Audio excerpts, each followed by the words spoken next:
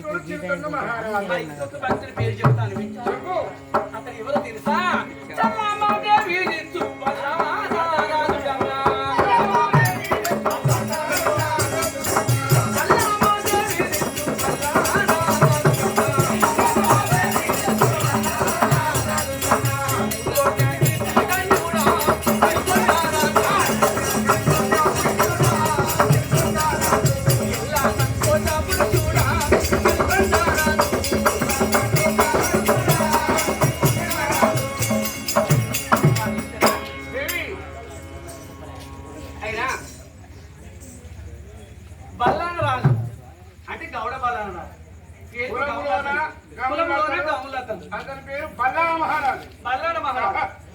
అడిగిన నానము లేదనుకుంటగా దాన ధర్మములు చేయడం వలన అతని పేరు బల్లాన రాజు, గౌడ బల్లాన రాజు అంటారు.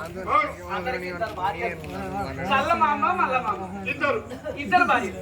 అయితే నాకు వండి పెడుతుంది అని అతన్ని అడిగారు.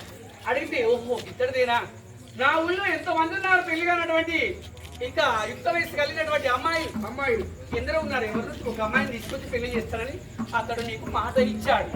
మాట ఇస్తే అప్పుడు నీ మహిమ చేతను ఏం చేసినావంటే అది వాళ్ళ పట్టణంలోన ఎవరింటికి వెళ్ళినా పెళ్లి అయినటువంటి అమ్మాయిలే ఉన్నారు కానీ పెళ్లి కానటువంటి అమ్మాయిలు లేరు. ఎక్కడ వెళ్ళినా ఏ ఇంట్లో చూసినా జంట ఉన్నారు, భార్య భర్తలే ఉన్నారు కానీ పెళ్లి కానటువంటి అమ్మాయి లేదు. అది నీ మహిమ చేత నీవు అట్లా చేసినావు. చేస్తే అతడు ఏం చేస్తాడు? అరే వృద్ధ బ్రాహ్మణుడికి మాట ఇచ్చాను, మరి మాట తప్పితే ఎలా అని తిరిగి వచ్చి ఇక అతనికి ఉండబడినటువంటి ఇద్దరు భార్యల్లోన ఒక భార్యను నీకు ఇచ్చారు. మరి ప్రపంచంలోన చేసుకున్నటువంటి భార్యను ఎవరైనా ఇస్తారా? మరి అలాంటి బల్లాన గౌడ బల్లాన రాజు కన్నా గొప్పవాడా ఈ చిరుకొండ మహారాజు? అవును గొప్పవాడే.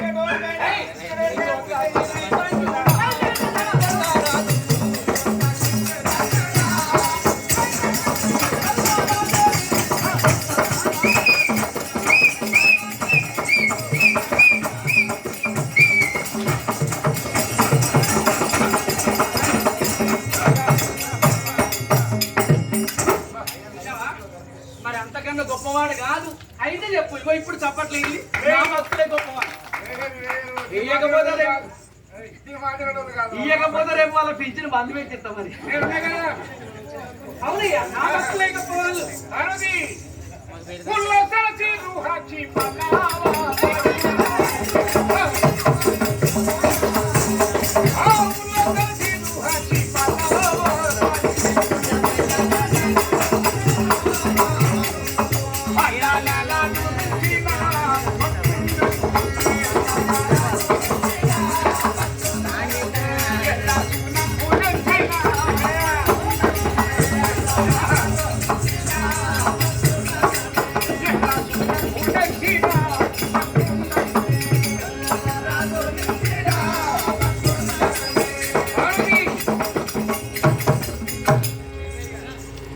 బల్లానరాజుని మించిన భక్తుడు నా భక్తుడు చిరుకొండ మహారాజు. బల్లానరాజు కన్నా హరిశ్చంద్రుని కన్నా నిన్న చిరుకొండ మహారాజు. కులంలో కోమటి కులంలో పుట్టాడు కానీ కోమటి వాళ్ళు దానం చేస్తారా? చేసేవారు కాదు. 10 రూపాయలకు 100,000 సంపాదించుకొని డబ్బులు పొదుపు చేసి దానధర్మం లేకుండా ఉంటారు కానీ ఆ భక్తులు అలాంటి వాడు కాదు. నా పేరును దానకంకర్మ కట్టుకున్నాడు. అడిగిన వారికి కోమటి కులము యుక్త కులము. అవును, అంటే దాన ధర్మం చేసేవాళ్ళు కాదు. పేరుకు కోమటి కులము ఉన్నప్పటికైనా నీ పేరును దానం చేసేటువంటి వ్యక్తి చిరుకొండ మహారాజు గొప్పవాడు, భక్తి భావన కలిగిన వాడు. అందరూ ఒకసారి భక్తులందరూ పార్వతి చెవులకు ఇక మూత మూగినది కావాలి. మీరు చెప్పండి మాట్లాడారా? పార్వతికే కొడతారా? నువ్వెంత హేతులు కొట్టినా పార్వతి పరమేశ్వరుడు అంటారు తప్ప పరమేశ్వరుడు పార్వతి అంటారా? అన్నారు. పార్వతి పరమేశ్వరుడు అంటారు. అవునా కదా? నేను ముందుంటేనే నాతోటి నీకు పేరు వచ్చింది.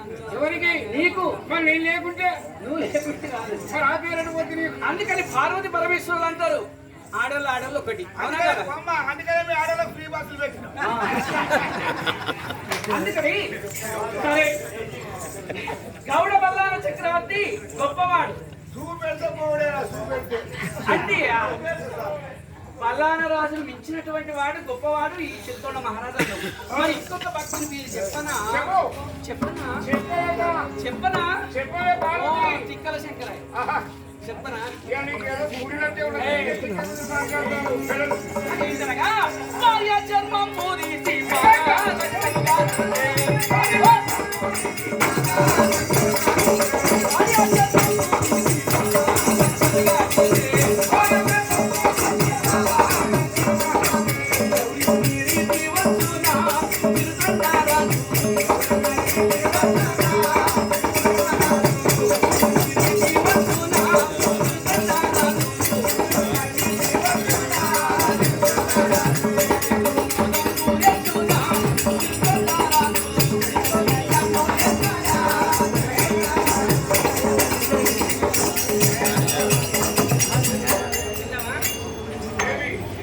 శౌర్య మహారాజు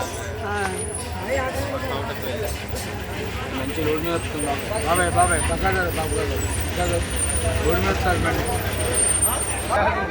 మనం శౌర్య మహారాజు అంటే అతని కులము మాదిగ కులం. శౌర్య మహారాజు అతని కులము మాదిగ కులం. మాదిగ కులంలో జన్మించినప్పటికైనా నీ పేరటమే పరమేశ్వరుని పేరిట అడిగిన దానం లేదనకుండగా ఎందరెందరో చక్రవర్తులు ఏర్పడుచున్నారు, వారికన్నా నేను మిన్న కావాలి అని ఇలాంటిగా దానకంకరం కట్టుకుని అడిగిన దానం లేదనకుండా దానం చేస్తున్నాడు ఆ శౌర్య మహారాజు. అదే మాదిగ కులంలో పుట్టాడు.